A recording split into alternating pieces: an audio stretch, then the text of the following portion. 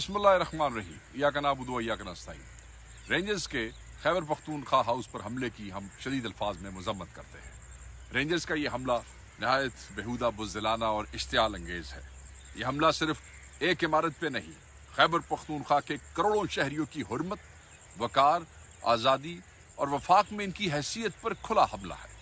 पूरी दुनिया देख रही है कि पिछले 24 घंटों के दौरान पाकिस्तान तहरीक इंसाफ और इसके लाखों कारकुनान मुकम्मल तौर पर पुरअमन अंदाज में एहतजाज का अपना आईनी हक इस्तेमाल करने के लिए डी चौक की जानिब बढ़ रहे हैं, जबकि स्टेट मशीनरी मुसलसल सफाकियत, शरंगेजी और ताकत के बेजा इस्तेमाल से इंतशार फैलाने की कोशिशों में मसरूफ है।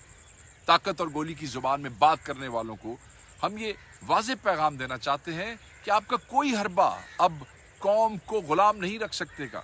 ये फस्ताई हुकूमत के लिए मैसेज है कि तुम हमें गुलाम नहीं बना सकते हो। हकीकी आज़ादी की ये तहरीक अब थमेगी नहीं।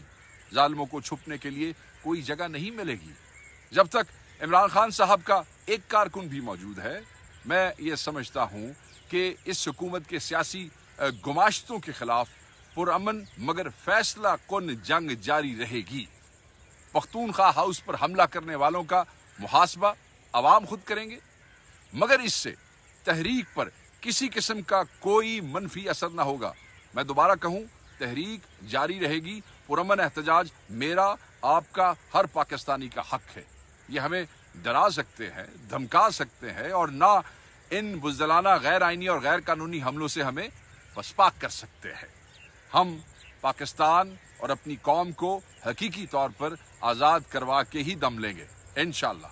अल्लाह आपका हामी और नासिर हो। Thank you.